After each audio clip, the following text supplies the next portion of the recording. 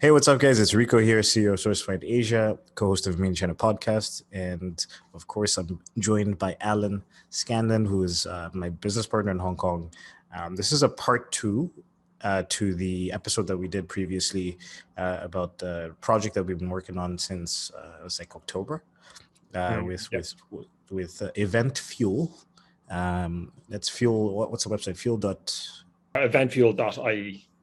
Eventfuel.ie, Yep. and is Eventfuel in conjunction with PayPal. And we just wanted to close off what we discussed in the first project, what we discussed in the first episode about the first project, and then talk about what we're doing next.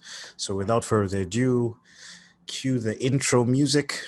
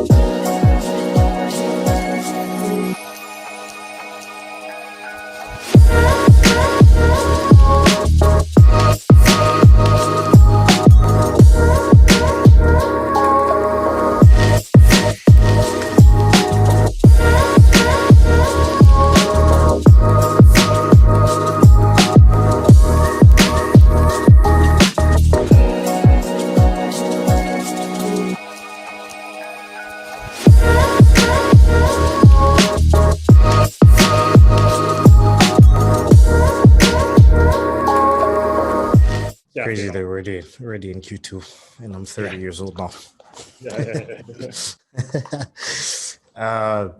So what I was going to say, that's another thing that I wanted to just point out is I understand, bigger companies, it's slower. Like even when we were working with Blue Man Group and what's the other? Cirque. Sorry? Cirque du Soleil. Cirque, yeah. So Blue Man Group and Cirque, it was, there's things that you have to get signed off on, payments take longer, things, and it's just the machine of a larger company. Yeah. So that's something that if you're a larger business and you want to work with a sourcing company and you want to get things done, that has to be taken into consideration. And that means that you need to start your orders earlier so that these kind of things can be handled. But saying that, the Christmas one. Oh, Fuel was different. They took a huge risk because they paid us before they received.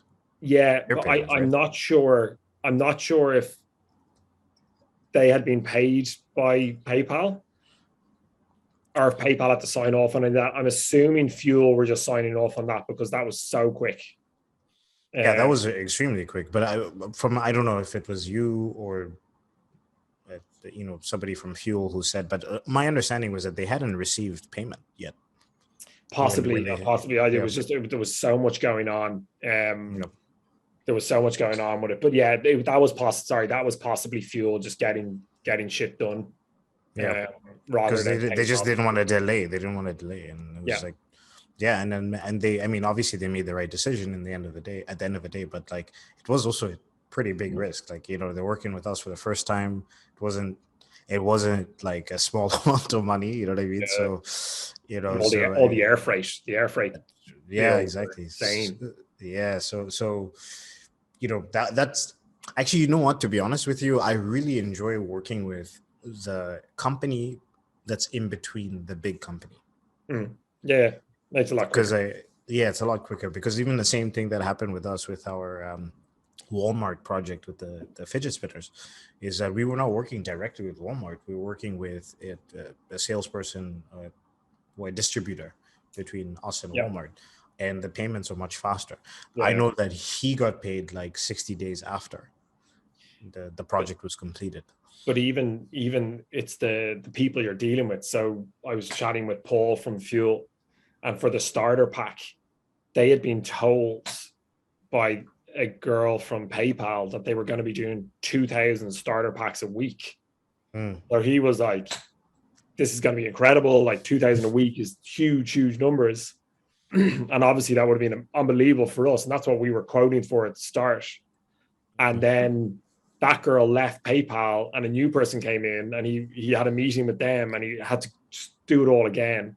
And he was like, just want to confirm, like, it's 2,000 a week. And they were like, no, it's not going to be anywhere near that size. Like whatever quantity they're looking at now. But so like, at least we're not dealing with that, right? Where you're like dealing with people changing all the time. Cause like PayPal's such a big, I think PayPal has 26,000 employees.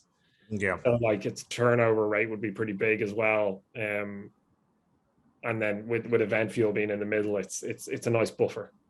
Yeah. Because I mean, Event Fuel knows how to deal with them, and then we know how to deal with Event Fuel. Yeah. And it's just like, and all we have to do is just make sure that Event Fuel understands what we need to do our job correctly. And I feel like so far they've understood, 100%. Just maybe some things are out of their control as well. Right? Yeah. But I think it all comes down to that first project. And we were very transparent as well. We said this from the start. We were like, listen, like there's going to be some issues somewhere with the shipping, whether it's stuff not being outside. Now we couldn't predict it exactly what happened in the Philippines, but it was stuff that was completely out of our control. Like you just couldn't do anything about it. It wasn't like us missing something or making a mistake. So I think that being able to get that project. Well, there was also things like again, going back to the security stuff, right? There was information, like simple things that you need during shipping process, like phone numbers that were not listed on the address, or a zip code, and then that thing is like in Philippines, zip codes are not really used that much. They exist, but it's like it's not a big deal to put a zip code on an address here, right? So I could understand those small things where it's like somebody fills out their address, they don't put a zip code because that just so then that would happen. Sorry, same in Hong Kong. Yeah. In Hong Kong, it's like I use the same zip code. Like there's like one zip code that I use for everywhere. 00000. That's what it is. For all of Hong Kong, like it's just like, so there's certain like those small issues are what, like things that we have zero control over because we were not taking in the data. We're not the ones receiving that information and all that stuff. So it's like if I saw that, then I would be saying to them, hey guys, we need a phone number, we need a zip code, because FedEx and DHL and all these companies are going to require it. Even if they don't need it, they require it as part of their standard operating procedure. So those are some of the things that delayed some of these shipments, besides the taxes and stuff. Yeah. I was going to ask you how, I mean, you obviously communicate with Fuel way more than I do. So, and you've had calls with Brian and Dell and everything. What is the overall feeling of the project that we worked on? Yeah, I mean, overall, like absolutely delighted. Like Adele was over the moon with it all. And the same with Brian, just the fact that we could execute it all. And it goes back, I think, our initial call. I think the first call that you were on that we had with them, and when we went on and we were like, listen, was that the one that I did in the dog park? Yeah. And we that we were able to go, listen, we can source everything, we can pack everything, we can send everything out in bulk and send everything out individually as well. So all the kind of pieces. And I remember them being a bit like, oh shit, like you can do it all. This is great. And they weren't that's what they weren't expecting, that they were expecting being able to source the product. So I think the fact that we were able to do everything helped them out massively, got them out of a hole massively. So overall they were super, super happy. And I mean, I think it goes to show now with all the other projects, like the starter pack will be the next one. We did a small t-shirt order and like it's building into it. And I think they're actually going through a bit of a growth phase as a business now.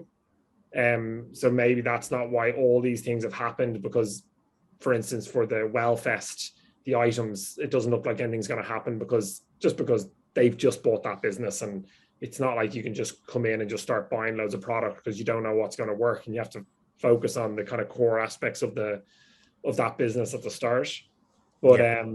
overall, yeah, absolutely delighted. Like, I know, for instance, with Paul, who I've been dealing with a lot on the starter pack, and I asked him about pricing on our quotes, and he's like, listen, at the start, I got 3 other quotes from different people, and your pricing has come in way better than anyone.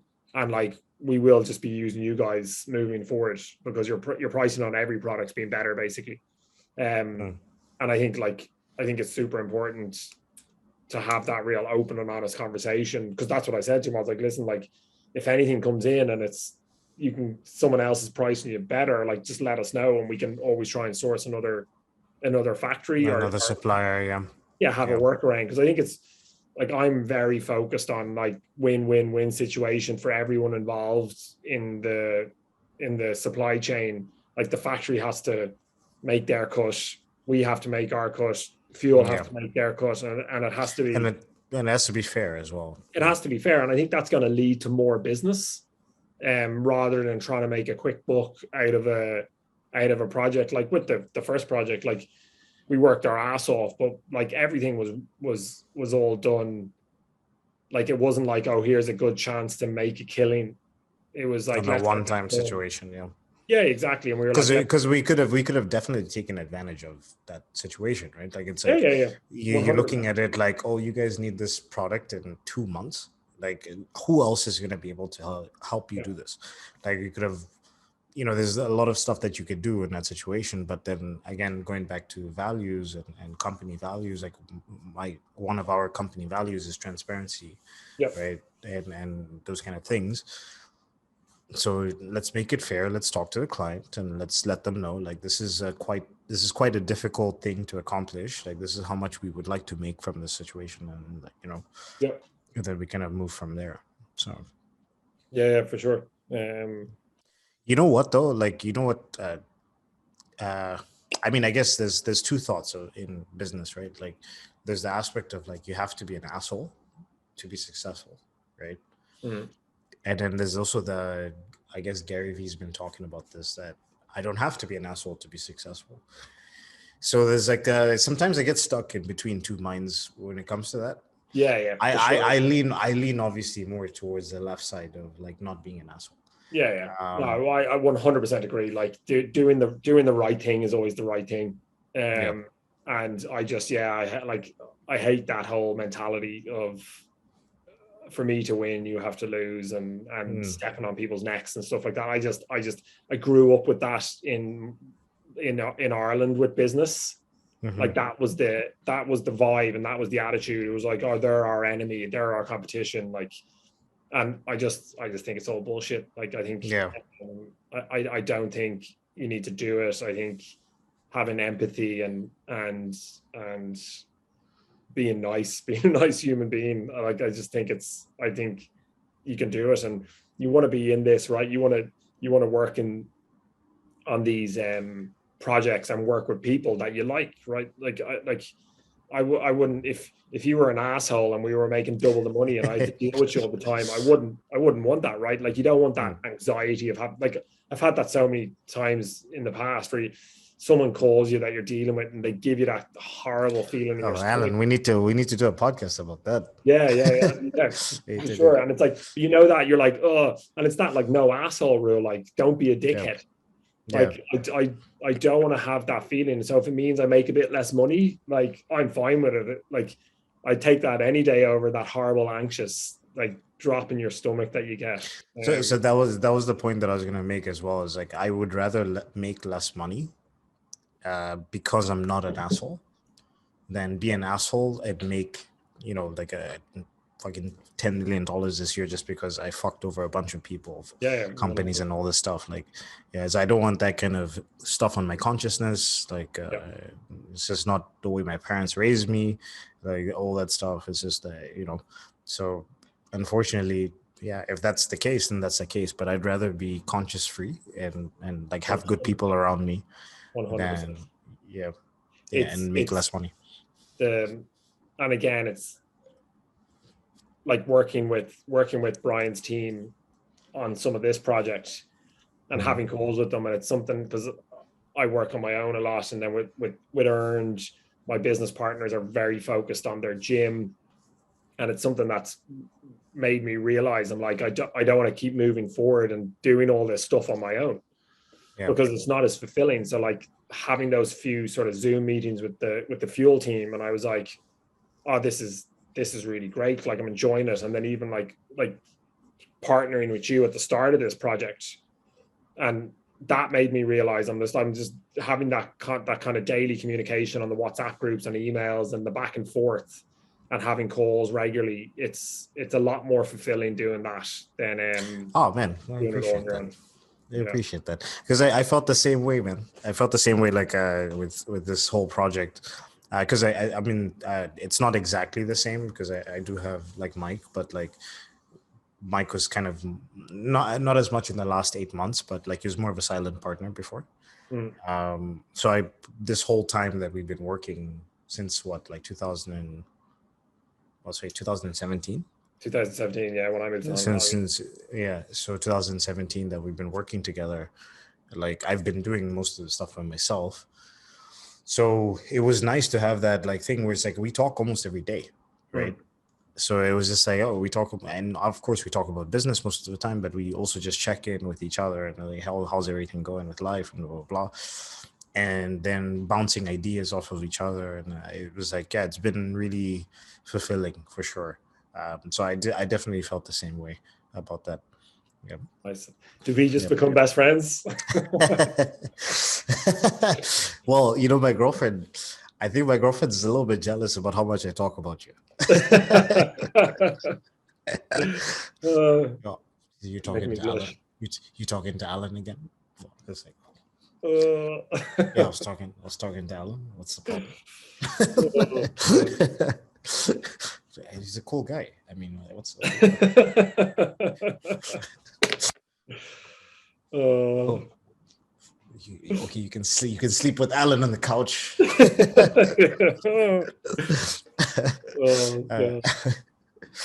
I was like, I'm not sleeping at the couch. It's my house. Yeah, I wonder how that conversation ended. No, it's funny because like, yeah, she just like, I think she sometimes like, because I have a strong connection with you, I have a strong connection with Mike. So when I talk about you guys sometimes, and like I'm talking about like some of the cool stuff that we're doing or some of the cool conversations that we have or whatever, she's like, she gets a little bit jealous, just a little. I can feel it. I can see it in her face. She's like, just a little bit, but it's all good. No, it's not a big problem. But yeah, that's she wants to meet you eventually. So yeah, I mean, hopefully soon when Hong Kong ever gets rid of this stupid travel ban. Yeah.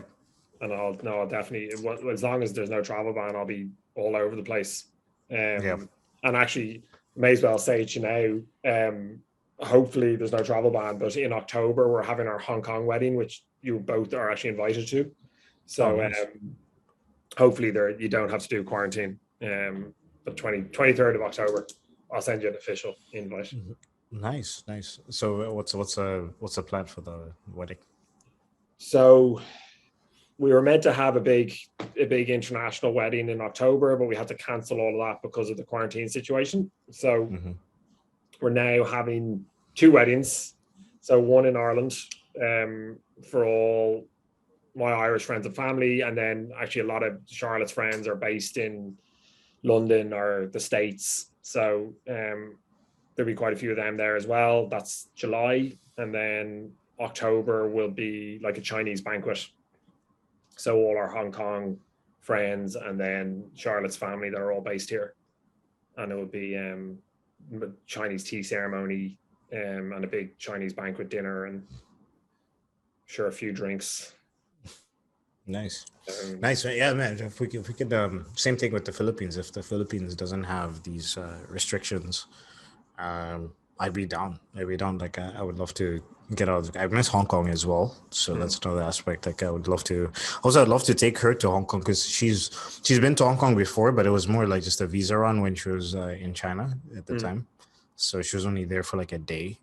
But there's like, the cool places that we've been to together, and like, all this stuff. Like, I would love to just show her a different side Yeah, of Hong it's Kong, like and just it's such a cool place to come when you yeah, know people here. yeah, exactly. Like bars, restaurants, and stuff like that. And once it's all Yeah. open, is there any quarantine for travel going into Philippines at the moment? No, I mean, she just came back last week, and basically, as long as she was vaccinated, Okay. she had the vaccine card, she was Yeah. fine. And I think even if you don't have the vaccine card, if you have the like a negative PCR test, I don't think there's a quarantine anymore. Okay. It depends on what country you're coming from, one, and then two, it depends on what country you are originally from. Yeah. Because for a while they were not letting Ukrainian nationals come Oh, to the really? Philippines. Yeah, because I think they kind of felt like, I mean, it's a little bit fucked up, but because of the war, I think they kind of felt like it was going to be a lot of people that would come over here, but then they lifted that April 1st. Okay. And then that's how she ended up like applying for her visa and stuff like that and coming here. Yeah. So, but yeah, I think for most nationalities, like you just have to present your vaccine card or negative PCR test, and it's visa on arrival, no quarantine. Okay. Yep.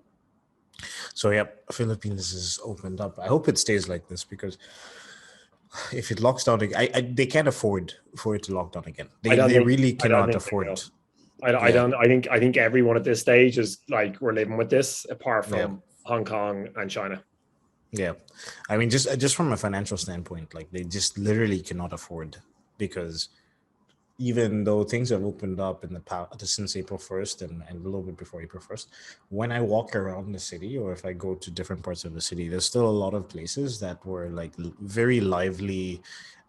Some of the best restaurants I've been to Mm. completely gone, and it's just like a boarded up shop, Yeah, like yeah, empty shop, and you're just like, man, this place used to be this. Like in yeah. my mind, I was like, man, this 2-3 years ago, this was like one of the best spots in the city. And yeah, I mean, if they go into another lockdown, it's just going to continue to have businesses shut down. So I think right now they're really on the mentality, I think, from the government is like, we need to like kickstart the economy. Yeah. So Yeah, it has to be the way. yep.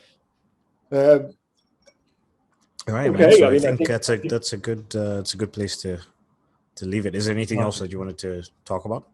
No. That's everything from my end on the project. Just kick on from here. All right, fantastic. I think we'll probably split this into like a part one, part two, Cool. because it's like an hour Yeah. podcast, so Oh, nice. maximize. Anyways, so Alan, where can people reach out to you?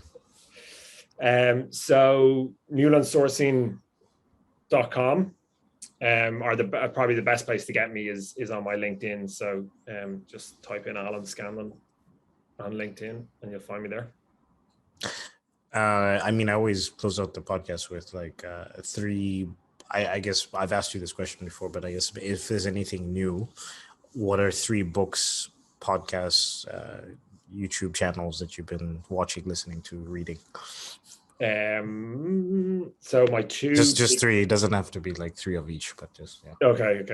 Well, my 2 big podcasts that I always listen to are High Performance Podcast and The Diary of a CEO, which is Stephen Bartlett, who's someone that I followed for a couple of years now. He's High fantastic. Performance is just that's the one with the dude from Sky Sports, right? Like your interviews mostly football players. So yeah, Jake Humphrey and Damien Hughes. So they interview loads of different people, a lot of sporting people, because Jake Humphreys is a F1 and Premier League football commentator, but presenter. But I find it really good, just really interesting characters on it. I've watched a lot of those. Yeah, I think it's really good. And then in terms of books, I just finished $1 Billion Brand Club, which is really good. I think you'd like that. They talk about like kind of when all the big e-com businesses were taken off in the States in 2011, 2012, 2013, like Dollar Shave Club would be the big one, and all the stories behind that. And then I've started again. I've started this twice and I need to finish it. I've started it properly now, making notes and everything, is the lean startup. Oh yeah, that's he's also got I forget the name of the author right now, but like he's also got Eric Ries or Riser. He's also got the purple cow as well. Yeah. Which I read the Lean Startup and I read Purple Cow as well. Really, really good books. Yeah. Another one that I actually want to get into, I've started a podcast, is The Daily Stoic, which is Ryan Holiday. Alan, man, like, what's going on? Like, you listening to all the podcasts I listen to, reading all the books I've just gotten into that. I loved his book. What's it called? Can't remember the name of it. Ego is the enemy. Ego is the enemy. Yeah. So he's got another one as well, all about stoicism. Ego is enemy, and then I would check it on my phone, but like my phone is recording right now. But there's maybe just, if you remind me later, like I would send the book. But like he's got Ego is enemy is really good, because I've been trying more and more over the years to get into stoicism. Yeah, it's fascinating. Is it the object is the way? Object is the way, yeah. So I've just signed up for their like kind of newsletter, and I've just been watching a few YouTube things with him on stoicism.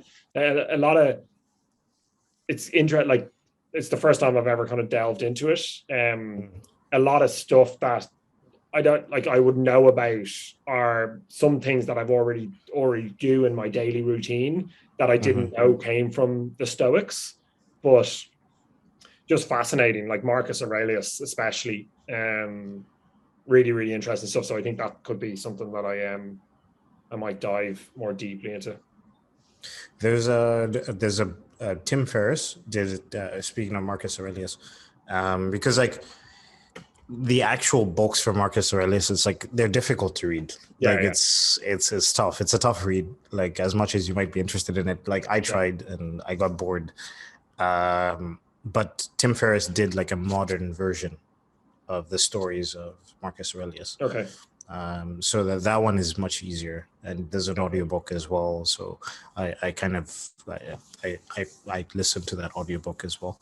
Yeah. So okay, yeah. I'll look at that. But I think that object is the way. I think Ryan Holiday does a similar thing, right? He breaks them down into kind of modern English. Nice, man. That's cool. Yeah. Stoicism is very interesting. Very interesting to get into. Like, it's funny because it's like, I just feel like as entrepreneurs, especially if you're into self-improvement and things like that, like we end up kind of going on a similar journey in terms of the information that we consume and all this stuff. For sure. It's always interesting because I'm just like, oh, okay. Like because I never talked to you about stoicism before. Yeah. Like, and then it's like, you're talking about it right now. I'm like, oh, like I'm also interested in stoicism.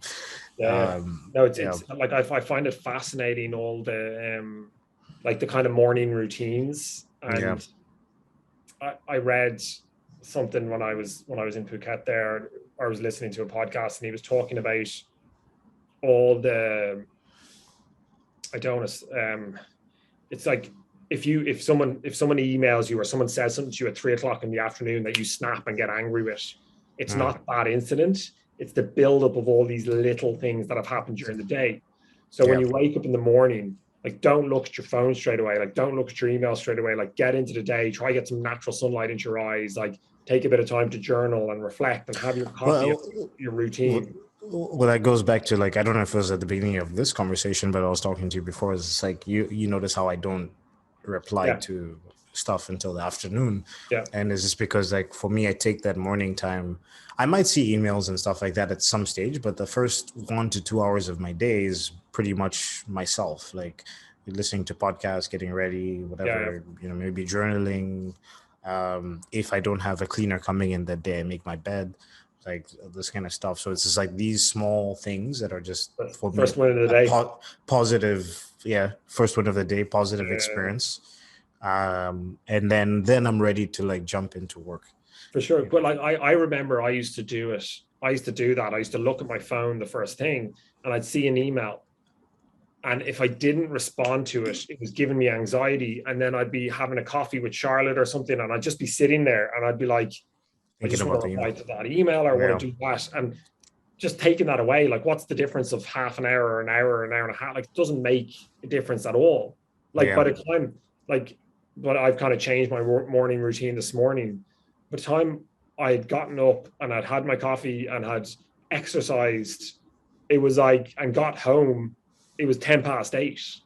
So I was like it's very respectable to start work at 8:30 in the morning. Like it's not, you don't have to be up and emailing people at 6 o'clock in the morning because people aren't going to reply to you anyway. So Yeah, exactly. yeah, it's I just I thought it was very interesting because the bit that I've read about so far, Marcus Aurelius talks a lot about morning routine, and because I have quite a good one anyway, and quite a decent evening routine, but I think you can always make it better. So yeah. Two questions. It was supposed to be the last question, but two questions. Have you ever heard of the 5 minute journal? Yes, I've heard of it, and similar ones. Yeah. You should try the 5 minute journal because it does that like in the morning. Basically, it's about putting yourself in a positive mindset. So, all right. So 5 minute journal. I learned about it from Tim Ferriss. And basically the questions. So you have questions for daytime, like when you wake up, and then questions before you go to sleep. So the first one is I am grateful for, and then there's 3 lines, so you have to put 3 different answers. And then what would make today great? Again, 3 lines. And then daily affirmations. I am, and there's 2 lines for that. Funny thing for me is like all of my daily affirmations are I am Batman. That's I did one similar to that, and I just found a lot of the Yeah. time I was repeating stuff.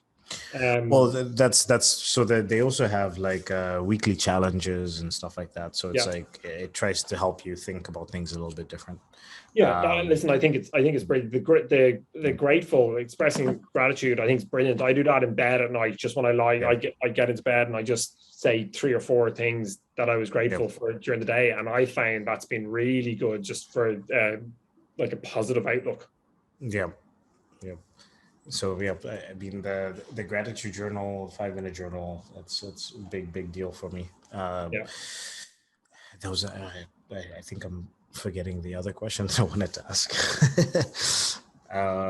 So what we were talking about before that, we were talking about stoicism and journaling, and then I jumped into 5 minute journal. There was something else that I wanted to ask you about. Combustion. Oh, yeah, I remember. Have you ever done a digital detox? No, but I'm going to do a social media detox during the summer. I've made a note on my phone to do a detox from. What I'm trying to do is stop picking up my phone and just doing that little routine that everyone has. So mine involves me going onto WhatsApp, then going onto LinkedIn, then going onto Instagram, and I want to stop doing that because I'm like, like it's opening up your phone for no reason. You've just checked it. Yeah. So I'm gonna delete Instagram and LinkedIn off my phone for holidays that I'm going on during the summer when I get back to Europe. Nice. So yeah, the digital detox I did was in China in 2000, and I think it was 2016, 2017. Again, Tim Ferriss was the person who sort of recommended it on his podcast. And he was just like, yeah, just like take a couple days. Like he did it for 2 weeks, but I couldn't do it for 2 weeks, obviously, because of work and everything. Yeah. So it was like, I think it was during like Qingmen Festival, whatever. It was a 3-day holiday. I just turned off all of my notifications on my phone, and just didn't check my messages. The first day was really difficult because I got so used. What I realized is I got so used to like notifications popping up and then me checking my phone. Yeah. And then by the second day, it was okay, a little bit better. By the third day, I was completely used to it, and it was kind of comfortable. And then on the fourth day, actually, so it was a 4-day festival, whatever. Fourth day, just come very, very cool. And then the fifth day, I had to start to turn on my notifications. So I started turning on my notifications. I turned on everything that I had from before. And immediately my phone was like ding, ding, ding, ding, ding, ding. I was just like all these fucking messages coming through.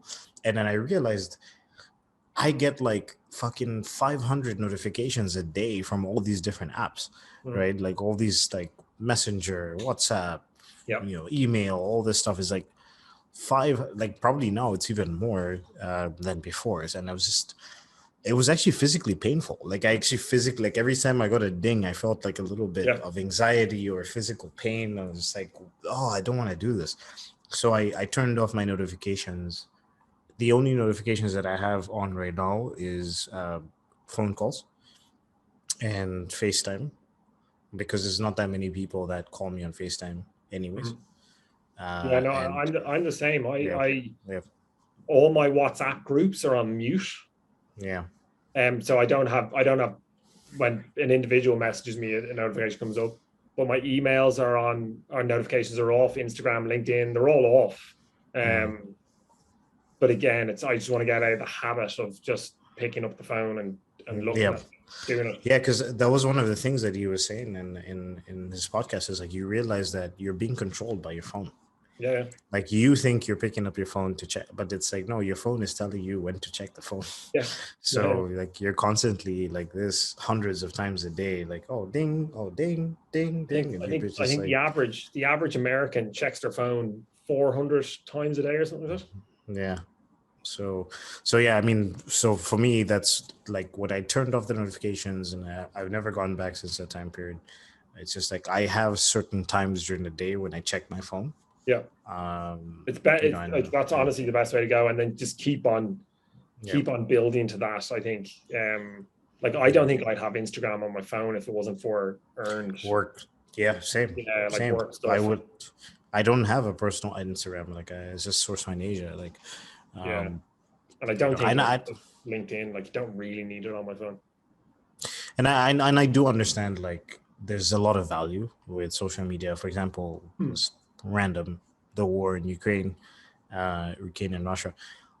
Of course, having an Instagram page as a non-business person, you can post about what's going on there, right? Like there's those benefits, but like for the most part, 90% of the time, people are just posting like dog photos and like, you know, some dude chilling by a Lamborghini that he doesn't really own. That sounds like your Instagram. my SourceFind Asia Instagram, where I'm just hanging out on Lamborghinis that I don't own. Yeah, no, 100% agree on all that. It's a great thing, but also a bad thing, social media, I think, for a lot of people. All right. So I think that's it, Ben. I think let's call it. It's a wrap. Right. Let me do my little outro situation. Yep. All right, guys. So you know where to find Alan. If you want to contact us, it's sourcefindAsia.com/made-in-China. Made in China podcast at sourcefindAsia.com as well. You can check out the YouTube channel as well. SourceFind Asia, all one word. And we'll check you out in the next episode. Cool. All right. Cheers. Cheers.